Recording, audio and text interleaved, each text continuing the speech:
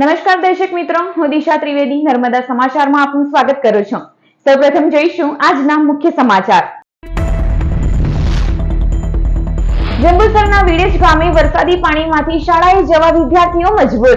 અનેક રજૂઆત છતાં તંત્રનું પેટનું પાણી હાલતું નથી તેવા આક્ષેપ ગ્રામજનોએ કર્યા। અંકલેશ્વર તાલુકામાં ખાબકેલા ભારે વરસાદને પગલે ખેતરો બેટમાં ફેરવાયા। દીવા તરિયા સહિતના ગામોમાં શાકભાજી ઉગાડનારા ખેડૂતોને ભારે વરસાદે મોટું આર્થિક નુકસાન પહોંચાડ્યું।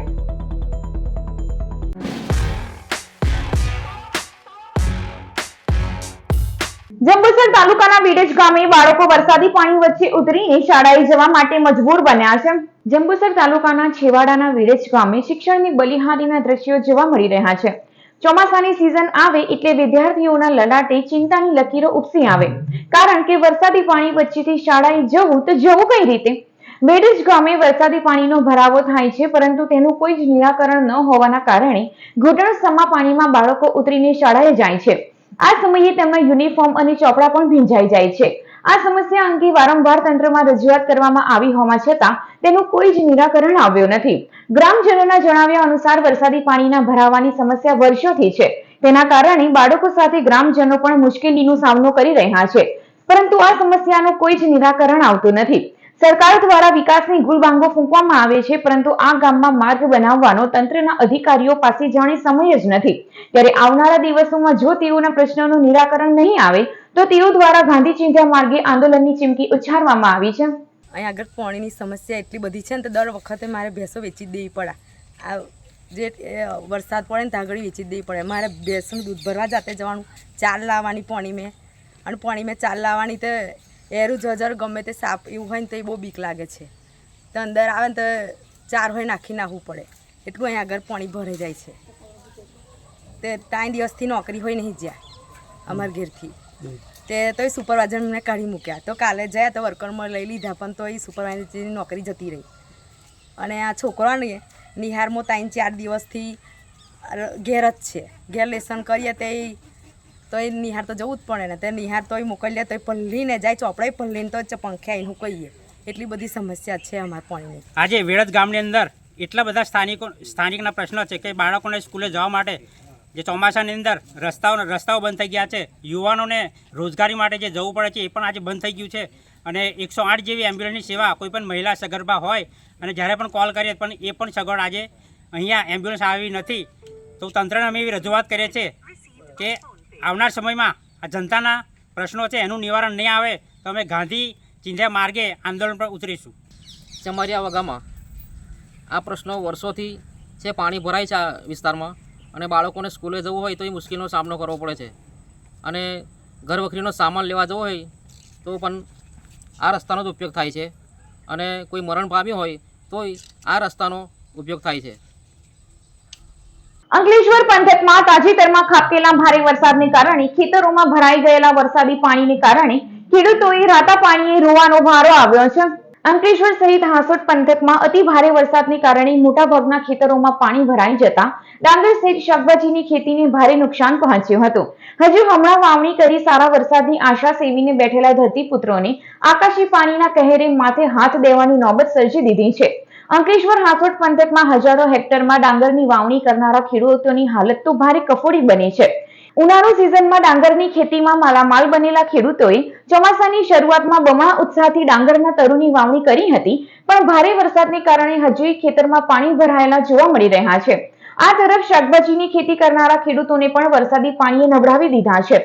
અંકલેશ્વરના દીવા, તરિયા, બોરભાઠા, સજોદ, હરિપરા સહિતના ગામોના શાકભાજી ઉગાડનારા ખેડૂતોને ભારે વરસાદે મોટું આર્થિક નુકસાન પહોંચાડ્યું છે।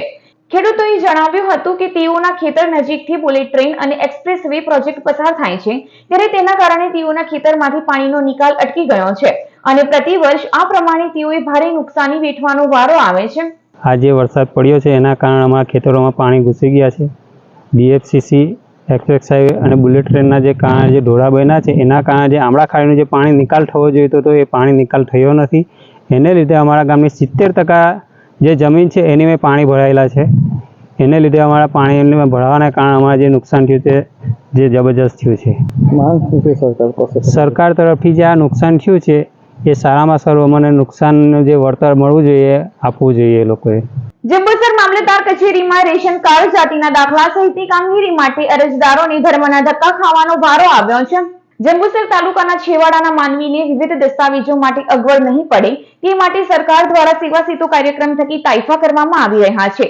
તેવામાં જંબુસર મામલતદાર કચેરી ખાતે રેશન કાર્ડ જાતિના દાખલા સહિતની કામગીરી માટે આવતા અરજદારોએ ધર્મના ધક્કા ખાવાનો વારો આવ્યો છે. છેવાડાના ગામડામાં અરજદારો 100 રૂપિયાનું ભાડું ખર્ચી પોતાના દસ્તાવેજો કઢાવવા લાઈન લગાવે છે, ત્યારે તેઓને કામગીરી કરતા કર્મચારીઓ સર્વર ડાઉન હોવા સાથે અધિકારી નહીં હોવાનું કહી ધક્કો ખવડાવી રહ્યા છે.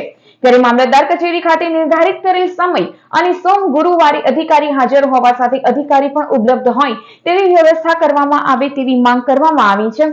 જમા આવવાનું 50 રૂપિયા ભાડું થાય, 100 રૂપિયા તો ભાડું જ થઈ જાય.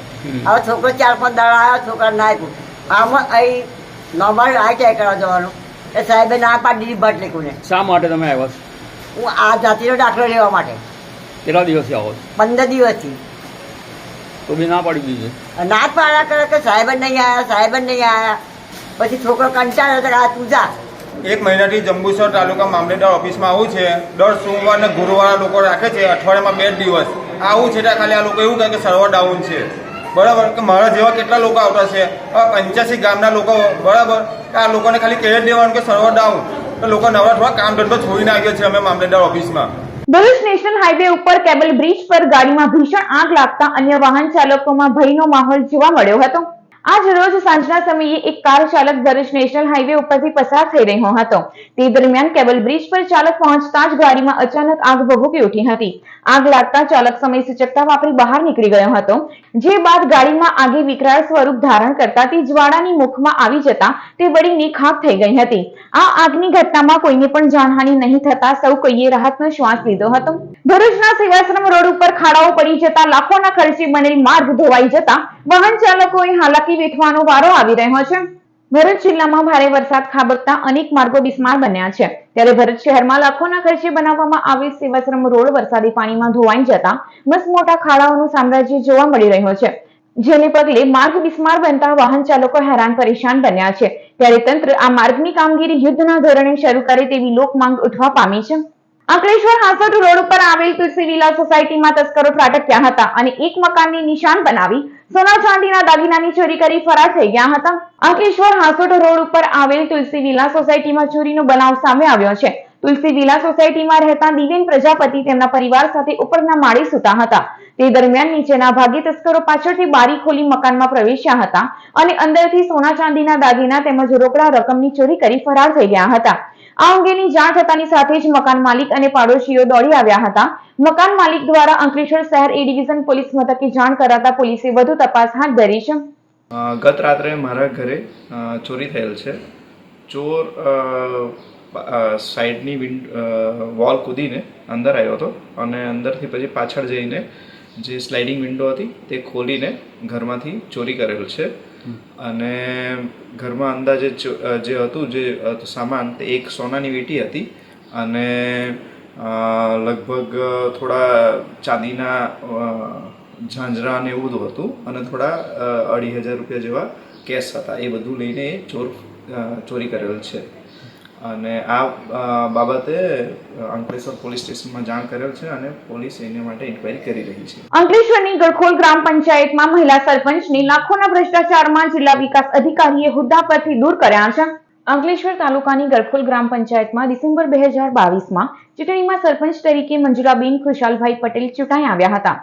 પ્રથમ ગ્રામ સભા 24 જાન્યુઆરી 2023માં મહિલા સરપંચ, માજી ડેપ્યુટી સરપંચ બંને માતા પુત્ર હોય તલાટી કમ મંત્રી સાથે મળી ₹22 લાખની ઉચાપત કરી હતી, જે અંગે વિનોદભાઈ પરમારની ફરિયાદના આધારે તાલુકા વિકાસ અધિકારીએ તપાસ હાથ ધરી હતી. જે બાદ અનેક ગેરરીતિ, ખાયકી અને સરકારી નાણાંનો દુરુપયોગ કરાયો હોવાનું અરજદાર વિનોદ પરમારની ફરિયાદ બાદ તપાસમાં સામે આવ્યું હતું. ટીડીઓના અહેવાલ બાદ મહિલા સરપંચને કારણદર્શક નોટિસ ફટકારતા 3 ફેબ્રુઆરી 2024ના રોજ ખુલાસો રજૂ કર્યો હતો. જે બાદ જવાબ અને સુનાવણીમાં મહિલા સરપંચે તત્કાલીન તલાટી કમ મંત્રી સાથે મળી એકબીજાના મેળા પીપળામાં લાખનું ભ્રષ્ટાચાર આચર્યો હોવાનું ફલિત થયું હતું.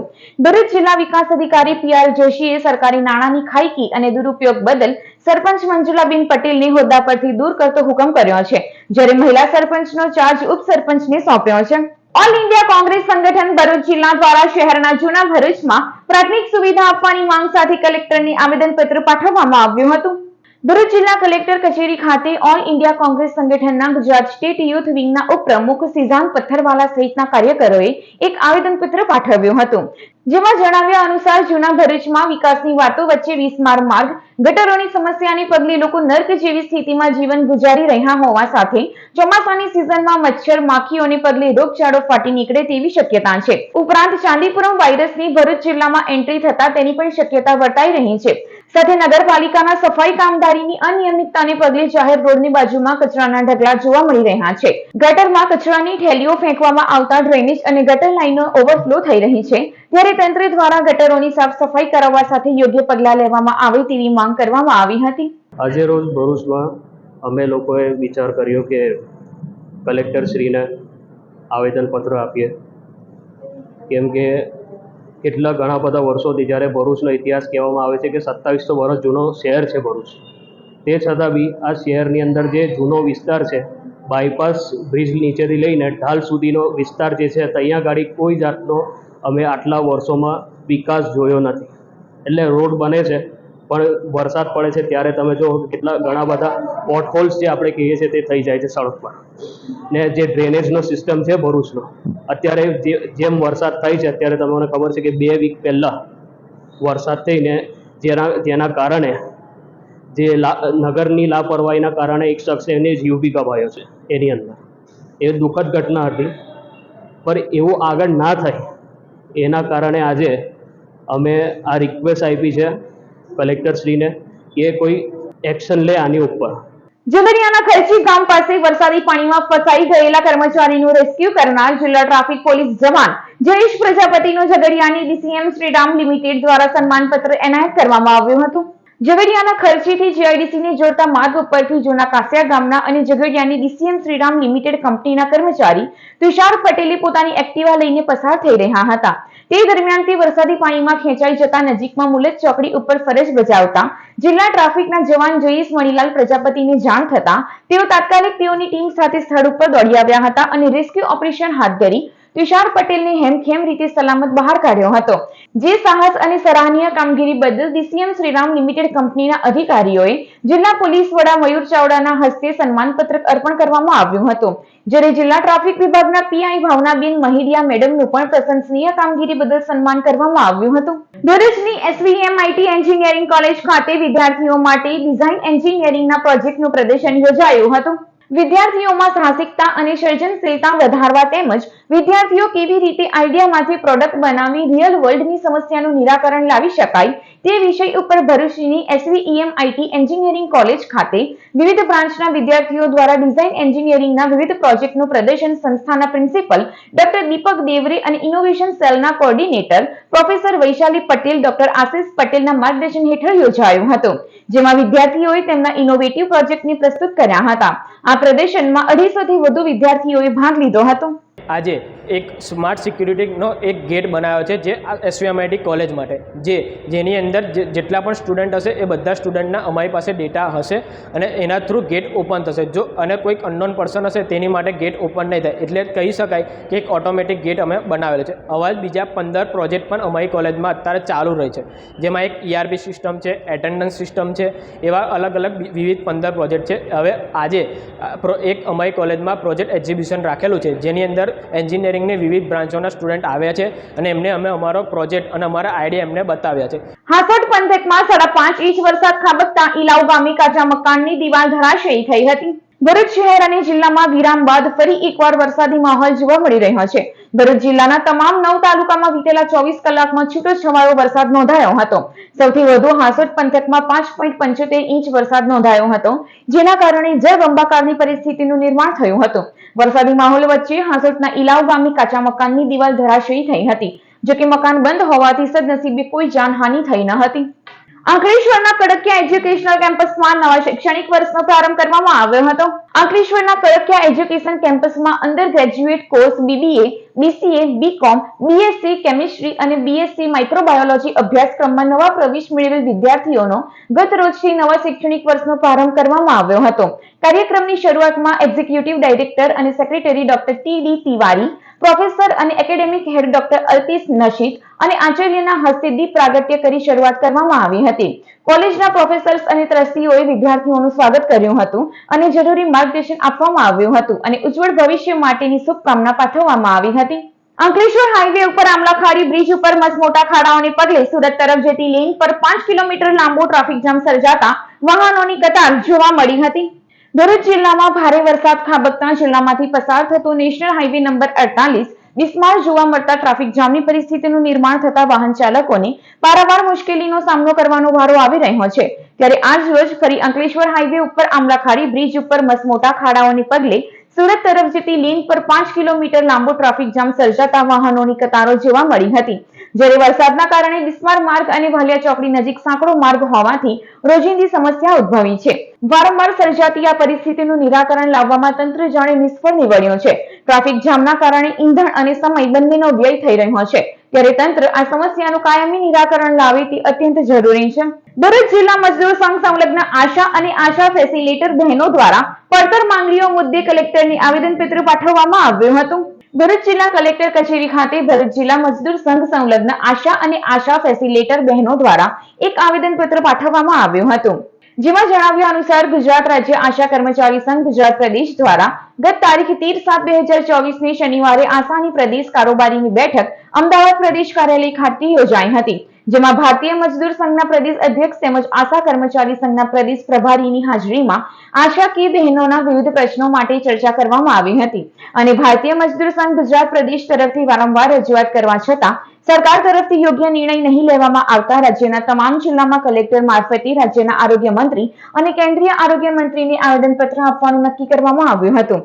જેમાં સરકાર તરફથી મળતું માનદ વેતન અને સામાજિક સુરક્ષા મળતી નથી, જેને કારણે 11 માંગણીઓ જેવી કે PMJY ઇન્સેન્ટિવનું ચૂકવણું, આશા અને આશા ફેસિલિટેટર બહેનોને દર માસના અંતે તમામ ચૂકવણું સમયસર કરવા, હાલમાં તમામ ચૂકવણું અલગ અલગ હેડથી કરવામાં આવે છે, જે ઇન્સેન્ટિવ 50%, 2500 થી વધારાનું ચૂકવણું મહિના અંતે એક જ સાથે એક જ હેડથી થાય તેવી વ્યવસ્થા કરવા સહિતના પડતર પ્રશ્નોની માંગ કરવામાં આવી છે. આજ રોજ ભરૂચ ગુજરાત રાજ્ય આશા કર્મચારી સંઘ ભારતીય મજદૂર સંઘ દ્વારા ભરૂચ જિલ્લા કલેક્ટર કચેરીએ અમે આશા બહેનો ભરૂચ જિલ્લાની આવેદનપત્ર અમારા પ્રશ્નોને લઈને આપવા માટે આવેલા છે. અમારા અમુક મુદ્દા છે જેને લઈને અમે સરકારશ્રીને રજૂઆત કરવા જઈ રહ્યા છે. અમારી સરકારશ્રીથી એક જ વિનંતી છે કે અમારા મુદ્દાને ધ્યાને લઈ અમારી માંગોને પૂરી કરવામાં આવે. લઘુત્તમ વેતન બંધ કરીને અમારું જે પણ દેવાનું હોય સમાન કામ સમાન વેતન એ શરૂ કરવામાં આવે. અમારા હક્કો માટેની લડાઈ છે, અમે બધી બહેનો મળીને લડવા ઉતરેલા છે. કામ અમારું ચાલુ જ રહેશે, પણ અમારી માંગોને પૂરી કરવામાં આવે.